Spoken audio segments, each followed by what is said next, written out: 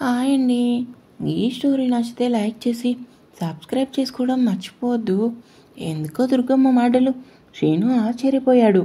నీ వెటకారం ఆపితే షాప్ దగ్గరికి వెళ్దాం దుర్గమ్మ. వెటకారం నేను ఎందుకు ఆడతాను? ఇంటి కోసం డబ్బులు ఇస్తాను అన్నాను.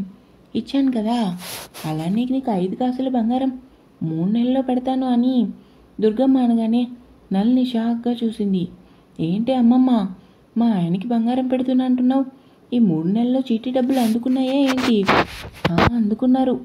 అందుకే చేయిస్తాను మీ ఆయనకి బంగారం.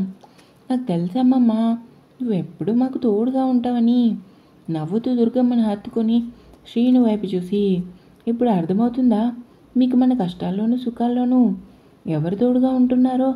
మీ సోదాపి షాపుకు రండి అని శ్రీను బయటికి వెళ్ళగానే నల్ని భర్త మాటలకి మూతి తిప్పుకొని, ఆయన మాటలేం పట్టించుకోకే అమ్మమ్మ, ముందు నాకు ఈ విషయం చెప్పు.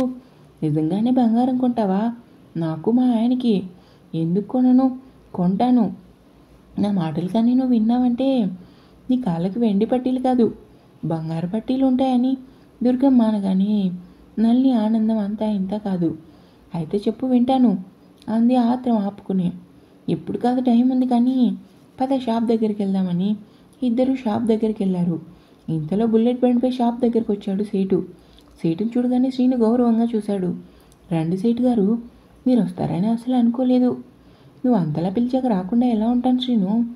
నవ్వుతూ బండి దిగి చీరలో ఉన్న నల్లిని చూసి మనసులోనే సొల్లు కాచుకున్నాడు. ఇష్, దుర్గమ్మ దీన్ని ఎప్పుడు దారిలోని తెస్తుంది అనుకొని నల్లిని తెరిపారా చూశాడు. నడుం దగ్గర చీర పక్కకు జరగడంతో నడుం వంపు క్లియర్గా కనిపిస్తున్నా, నమస్తే సేటు గారు, రండి కూర్చోండి అని కుర్చీ వేసింది. ఇంతలో శ్రీను కూల్ డ్రింక్ తెచ్చి సేటుకి ఇచ్చాడు. ఏంటి శ్రీను, ఇంకా ఎవరైనా రావాలా? డ్రింక్ తాగుతూ అడిగాడు. అవును సేటు గారు, మా అమ్మ తమ్ముడు రావాలి. ఫోన్ చేశాను, దగ్గరలో ఉన్నారు. పర్లేదు, వెయిట్ చేస్తానని డ్రింక్ తాగుతూ నల్ని ఎదకేసి నడుంకేసి చూస్తూ డ్రింక్ తాగుతూ కోపంగా దుర్గమ్మను చూశాడు. ఆ చూపుకి అర్థం తెలిసిన దుర్గమ్మ చిన్నగా నవ్వి కాళ్ళతోనే సైగ చేసింది. ఏమండి, అత్తమ్మ వాళ్ళు వస్తున్నట్టున్నారట చూడండి అంటూ నుదుటిని పడిన ఫంక్ని సైడ్కి పెట్టి బండి మీద వస్తున్న సిరీల్ని వంశీలను చూసి, రండి మీకోసమే చూస్తున్నాం, నన్నే ఎగతగాలిగా చూస్తావా? ఇప్పుడు చెప్తాను మీ పని అనుకొని చీరపళ్ళను నాభి దగ్గర తోపుకొని జడను ముందుకేసి పొగరుగా అక్కడే ఉన్న చైర్లో కూర్చుంది నల్ని కూడా. అది కూడా సీటు ఎదురుగా. తన మనవరాలతో సడన్గా అంత మార్పు చూసేసరికి దుర్గమ్మ షాక్గా చూసింది. ఏంటిది, సేటుగారు ఎదురుగానే కూర్చుంది అనుకొని ఆలోచిస్తూ పక్కకు చూడగానే వంశీ సిరి బైక్ మీద రావటం చూసి విషయం అర్థమైంది దుర్గమ్మకి. ఓ, కానివ్వు మనవరాలా అనుకొని వంశీ సీరియల్ని చూసింది. ఇద్దరు రంగు వచ్చారు. కొద్దిగా ఒళ్ళు కూడా రావడంతో ఇద్దరు పుష్టిగా అందంగా ఉన్నారు. ఊరి నీళ్ళు బాగా వంట పడినట్టున్నాయి. ఇద్దరు రంగు రూపు బాగా వచ్చారని సింపుల్గా ఉన్న కాస్ట్లీ చీరలో సిరి అందం చూసి ఓర్చుకోలేకపోయింది దుర్గమ్మ. దీని చీర చూస్తే ఎంత బాగుంది, పుట్టింటి వాళ్ళు పెట్టినట్టున్నారు అనుకొని మూతి తిప్పుకుంది. వంశీ బండి పార్క్ చేసి సిరి దగ్గరకు వచ్చాడు. ఎలా ఉన్నారా దగ్గరకు వచ్చి అడిగాడు శ్రీను. బాగున్నామన్నయ్య, మీరెలా ఉన్నారు? ఎలా ఉన్నావు వదినా? ఎంతో ఆప్యాయంగా పలకరించాడు వంశీ. బాగున్నాం వంశీ, మీరెలా ఉన్నారు? సిరి వంశీని చులకనగా చూస్తూ బాగున్నాం వదినా. ఎలా ఉన్నారక్క అంటూ నవ్వుతూ పలకరించింది సిరి. సిరి అంత అందంగా ఉండటం ఏమాత్రం తనకి నచ్చలేదు. మెడలో గొలుసు, నల్ల పుసలతాడు, చేతికి గాజులు, ఒక చేతికి వాచి, నుదుటిన చిన్న కుంకుమ బొట్టుతో ఎంతో అందంగా ఉంది సిరి. అన్ని పెట్టుకున్న తన మనవరాలతో రాని అందం సింపుల్గా ఉన్న సిరిని చూసేసరికి దుర్గమ్మ లోపలే కుళ్ళుకుంది. బాగున్నాం సిరి, రండి అంటూ పొగరుగా చూసింది. వదిన చూపు స్టైల్ మారేసరికి వంశీకి ఏం అర్థం కాలేదు.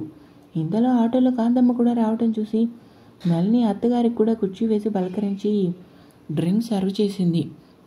నల్ని మాటల్లో ఈ ఎక్కడలేని మార్పు, పెద్ద కూడలి మాట తీరు కట్టుబొట్టు మారడంతో కాంతమ్మకి అస్సలు నచ్చలేదు. కానీ పైకి మాత్రం నవ్వుతూ మాట్లాడింది. సేటు గారు రండి, మీ చేతుల మీదుగా షాప్ ఓపెనింగ్ జరగాలి అని ముందుకొచ్చింది దుర్గమ్మ. చురుగ్గా ఒక చూపు చూశాడు వంశీ, అది కూడా కాంతమ్మని. ఏంటి ఇదంతా అన్నట్టు. రే తమ్ముడు, నేను సేటు గారి వల్లే షాప్ పెట్టుకున్నాను, అంతేకాదు షాప్ ఓపెనింగ్ అవగానే మీకు సర్ప్రైజ్ ఇస్తాను, వెయిట్ చేయండి, సేటు గారి ముందు రిబ్బన్ కట్ చేయండి అని అతి వినయం చూపిస్తూ సేటు చేతిలో చిన్న కత్తెర పెట్టాడు. అది కాదు శ్రీను, నీ వాళ్ళందరూ వచ్చారు కదా, మీ అమ్మతో షాప్ ఓపెనింగ్ చేయించు. కన్నతల్లి ప్రేమ కంటే గొప్ప ఆశీర్వాదం ఏముంటుంది చెప్పు. నీ మాటలు నిజమే సేటు గారు, కానీ మేము ఎటు కాని స్థితిలో ఉన్నప్పుడు మాకంటూ బ్రతుకు తెరువు చూపించారు కాబట్టి మీ చేతుల మీదుగానే షాప్ ఓపెనింగ్ చేయండి అని నల్ని అనగానే శ్రీను కూడా అదే తంతుపడ్డాడు. కాంతమ్మ వంశీ ఏం మాట్లాడలేదు. సిరిసిల్ల మౌనంగా తన భర్తను చూసింది. వంశీ మొహం చూస్తేనే అర్థమవుతుంది అతను లోపల ఎంత బాధపడుతున్నాడో. నెమ్మదిగా వంశీ చేతిని పట్టుకొని దగ్గరగా నిలబడి, ఏంటి మా వదిన, ఇప్పుడు ఏమీ వద్దు అంటూ కళ్ళతో కోపం వద్దన్నట్టు సైగ చేసి జరిగేది చూశాడు. సేటు షాప్ ఓపెన్ చేయడంతో అందరూ చప్పట్లు కొట్టారు. సరే వంశీ, అత్తమ్మ లోపలికి రండి, షాప్ చూద్దురని వాళ్ళతో పాటు కాకుండా ముందుగానే లోపలికి నడిచింది నల్ని. మాట తీరు చూస్తున్న సేటుకి అంత కోరికలు పెరిగిపోతుంటే ఇవన్నీ చూస్తున్న దుర్గమ్మ మనసు మాత్రం గర్వంతో నిండిపోయింది. దానికి తోడు శ్రీను ప్రతి చిన్న విషయం కూడా దుర్గమ్మని అడగటం, దుర్గమ్మ ఏదంటే దానికి తల ఆడించడం అన్నీ చూస్తూనే ఉంది కాంతమ్మ. అనవసరంగా వీడికి డబ్బులు ఇచ్చి తప్పు చేశానా, లేదంటే వంశీని మోసం చేస్తున్నానా, తనను తానే ప్రశ్నించుకుంది. కానీ అంతలోనే శ్రీను పడ్డ కష్టాలు మాటలు తలుచుకొని వాడు ఎక్కడున్నా బాగుండాలనే కదా అప్పు చేసి మరీ డబ్బులు ఇచ్చింది. తన మనసుకు తాను సర్ది చెప్పుకుంది. ఏంటి కాంతమ్మ అలా చూస్తున్నావు, నీ కొడుకు షాప్ పెడతాడని నువ్వు అసలు ఊహించలేదా? మాటకల్లో వెటకారం. ఊహించలేదు. షాప్తో పాటు మనసుల్లో కూడా ఊహించని మార్పులు వస్తాయని అనుకోలేదు. ఏమాత్రం తగ్గకుండా చురుకు వేసింది కాంతమ్మ. మనుషులు ఎప్పుడూ ఒకేలా ఉంటారని అనుకోవటం నీ పొరపాటు కాంతమ్మ. పరిస్థితులను బట్టి మనుషులు కూడా మారుతారు. అవును, నువ్వు చెప్పింది నిజమే. మార్పు అనేది మంచిగా ఉంటే పర్వాలేదు, హద్దులు దాటితేనే కష్టం. ఏంటో నీ మాటల వెనకాల ఎన్నో అర్థాలు ఉన్నాయి. ఒక్క నిమిషం అంటూ సేటు దగ్గరికి వెళ్ళింది అతను బయటికి వెళ్తున్నాడని. షాప్ బాగుంది శ్రీను, నీ వ్యాపారం బాగా అభివృద్ధి చెందుతుంది, వస్తానని బండి దగ్గరికి వెళ్ళాడు సేటు. సేటు గారిని నేను పంపిస్తాను, నువ్వు మీ అమ్మ దగ్గర ఉండి లేదంటే బాధపడుతుంది. సరే దుర్గమ్మ అని శ్రీను లోపలికి వెళ్ళగానే అటుగా వచ్చి నల్లిని చేతి పట్టుకొని సేటు దగ్గరికి తీసుకెళ్ళింది. నన్నెందుకు సేటు దగ్గర తీసుకెళ్తున్నావు? మరి అంత సాయం చేసిన అతన్ని గౌరవంగా మనం పంపించాలి కదా. అబ్బా, అందుకు మా ఆయన్ని పిలవచ్చు కదే. పొగరుగా జడని ముందుకేసింది. గాలికి ఆమె ఎదపై చిన్న పవిట కొద్దిగా కిందకి జరిగింది. తిరిగి తన స్టేటస్ ఇంకా కొన్న సైట్ కూడా చూపించాలన్న అహంకారంతో నల్ని తనను తాను మర్చిపోయింది. మీ ఆయన్ని మీ అత్తమ్మ దగ్గర పెట్టాను, లేదంటే మీ మీద పడి ఏడుస్తుంది. అవునా, మంచి పని చేసావని దుర్గమ్మ చేతిని వదిలి సేటు దగ్గరకు వచ్చి చాలా థ్యాంక్స్ అండి అని షాప్ ఓపెనింగ్కి వచ్చినందుకు. అప్పుడప్పుడు షాప్కి వస్తాను, ఏమైనా డబ్బులు కావాలంటే అడగండి ఇస్తానని నల్ని బోర్డని ఏ పాట వదలకుండా చూపులతోనే గుచ్చుకొచ్చి చూసి బండి స్టార్ట్ చేశాడు సేటు.